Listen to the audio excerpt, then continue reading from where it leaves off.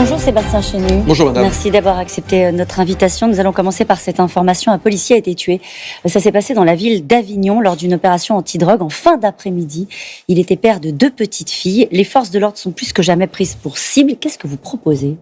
D'abord, je veux dire mon émotion, je veux dire notre colère face à ce qui se répète, les forces de l'ordre, vous l'avez dit, pas seulement d'ailleurs les forces de l'ordre, également les pompiers, également bien souvent les soignants, les agents SNCF sont pris pour cible. Ce que nous proposons d'abord, ce n'est pas simplement de taquiner ou d'embêter les petits dealers, c'est d'avoir... C'est ce que fait Gérald Darmanin, lui il parle de guerre. Oui, il dit la lutte contre le trafic de stupéfiants, ça s'apparente à une guerre. Je crois qu'il ne met ni les moyens ni la volonté politique. Je m'explique.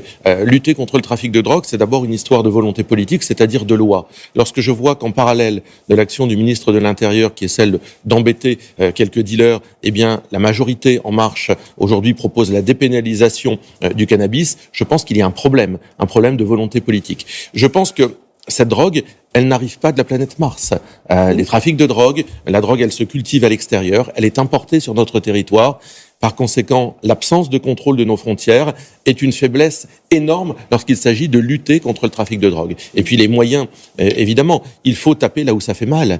Tous ces trafiquants doivent être tapés au portefeuille, saisis de leur voiture. On sait qu'ils sont bien souvent dans les quartiers. Les familles qui hébergent des trafiquants, on les connaît. Que font les bailleurs sociaux ?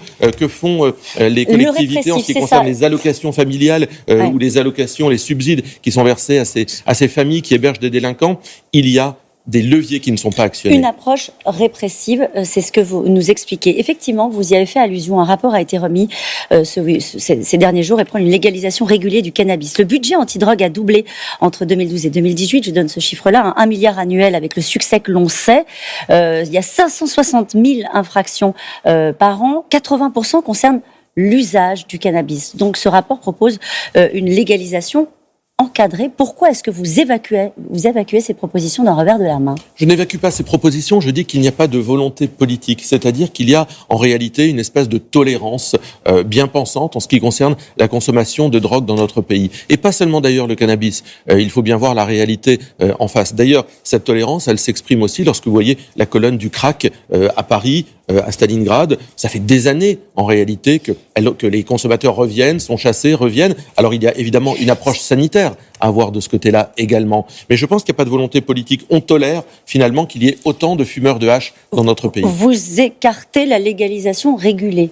Oui, j'écarte la légalisation régulée parce que je pense qu'une société mature, je pense qu'une société qui se tient ne peut pas légaliser un produit qui est une drogue et qui, en réalité, ne fait que du mal à ceux qui la consomment. Je ne vois pas où est la singularité de ce que vous proposez, Sébastien Chenu. Il n'y a pas de volonté politique aujourd'hui. Quand nous parlons des frontières... L'approche serait la même, mais avec peut-être plus de moyens et plus de volonté politique. Plus de moyens, plus de volonté politique, la maîtrise de nos frontières, ça change déjà considérablement l'approche de la lutte contre la drogue. Et puis évidemment, la réponse pénale, la sanction. J'ai commencé à en parler. Tant que des petits trafiquants seront retrouvés le lendemain sur leur zone, leur territoire d'action, tant que les quartiers ne seront pas reconquis par la police républicaine... Mais allons jusqu'au bout de cette logique. Petits trafiquants interpellés sur le champ, condamnés à des peines lourdes, effectuées dans des prisons qu'il faudra construire ?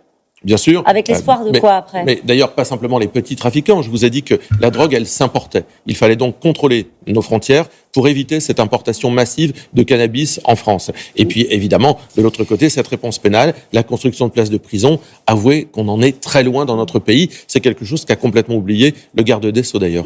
Mais est-ce que vous l'encouragez malgré tout à continuer à mener cette guerre, comme il le dit Gérald Darmanin ? Mais je crois qu'il ne s'y prend pas bien. La réalité, c'est que, je vous l'ai dit, il taquine les petits trafiquants dans les quartiers, mais il ne lutte pas contre l'importation massive de drogue dans notre pays.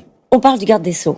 Pas pour parler de la justice forcément, pour parler de sa campagne dans les Hauts-de-France, puisqu'il pourrait prendre la tête de liste La République En Marche dans les Hauts-de-France. Ce sont ses terres à Éric Dupond-Moretti, avec une ambition, combattre les extrêmes, donc vous. Je ne vois pas en quoi je suis extrémiste. Éric Dupond-Moretti a une espèce d'obsession complètement irrationnelle avec le Rassemblement national. Mais ce qui m'interpelle, c'est qu'il est évidemment l'incarnation du laxisme d'Emmanuel Macron en matière de justice. Et que Éric Dupond-Moretti, qui se définit comme le garde des Sceaux, le ministre des prisonniers, le ministre des taulards, dit-il, eh bien moi je pense que dans une région qui a besoin d'être sécurité, qui a besoin d'être protéger, eh bien l'arrivée d'Éric Dupond-Moretti me semble particulièrement originale. Juste ça, original. C'est-à-dire qu'on voit pas bien ce qu'Éric Dupond-Moretti va apporter aux Hauts-de-France. Il est l'avocat de Mera, il est celui qui d'ailleurs s'est précipité pour défendre la personne qui avait agressé en 2007 Marine Le Pen sur un marché. Il est l'homme du laxisme judiciaire. Si c'est ça son programme, moi j'ai envie de lui dire, les Hauts-de-France n'ont pas besoin de lui. La réalité, c'est que Éric Dupond-Moretti, il est dans un combat obsessionnel contre le Rassemblement national. Il a compris que je pouvais demain, avec l'équipe de très large union que j'ai constituée autour de ma candidature, prendre les leviers de cette région pour la protéger. Pourquoi vous y arriveriez cette fois-ci ? Pourquoi vous y arriveriez cette fois-ci avec Xavier Bertrand et Éric Dupond-Moretti s'ils sont présents ? Nous y arriverons cette fois-ci parce que justement nous souhaitons mener une autre politique et que les habitants des Hauts-de-France ont vu depuis 30 ans les mêmes politiques se succéder avec des étiquettes politiques parfois différentes, mais faire avoir la même gestion de la région. Or tous les indicateurs sont au rouge. Vous savez, tous les indicateurs, vous parlez aussi de la sécurité dont nous parlions au début de cette interview ? Bien sûr, l'insécurité dans nos territoires, elle se multiplie, notamment d'ailleurs dans le secteur rural. Vous savez, moi quand j'ai commencé à travailler, à penser et à parler comme Marine Le Pen, j'ai travaillé avec Marine Le Pen. Xavier Bertrand, lorsqu'il a commencé à travailler avec Gérald Darmanin à la région dans sa majorité, eh bien il a mis en place une politique qui ressemble à celle d'Emmanuel Macron. Le peu d'effets, le moins qu'on puisse dire dans notre région, montre que les habitants ont besoin, nécessitent un changement de politique. Les habitants, ils trouvent qu'il a fait du bon travail. C'est un sondage qui vient d'être publié, un sondage Ipsos. 7 sondés sur 10 estiment que Xavier Bertrand a accompli dans la région depuis 2015 du bon travail. La primo sortant, ça va compter ?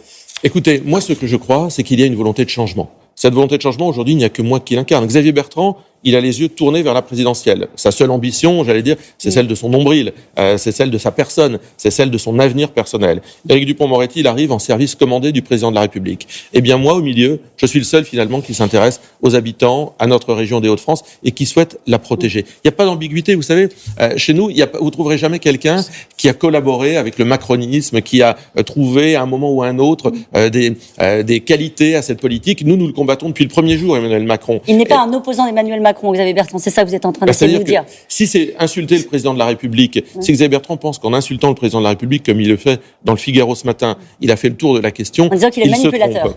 Il se trompe. Moi, je n'insulte pas le président de la République. Je considère que sa politique a des effets dramatiques pour notre pays et pour notre région. Marine Le Pen sera candidate au départemental à Hénin-Beaumont au nom de la proximité ? Oui, c'est un bon coup de main. Chirac avait sa Corrèze, Mitterrand la Nièvre, Macron avait la banque Rothschild. Eh bien, Marine Le Pen, elle a le Pas-de-Calais. Et c'est là où elle a décidé de s'investir durablement dans le temps en devenant conseillère départementale. Marine Le Pen fête ses 4 Marine Le Pen, non.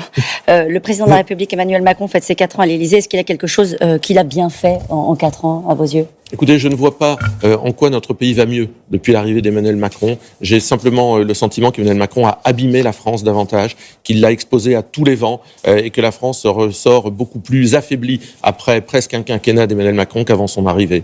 Merci beaucoup Sébastien Chenu. C'est à vous Laurent.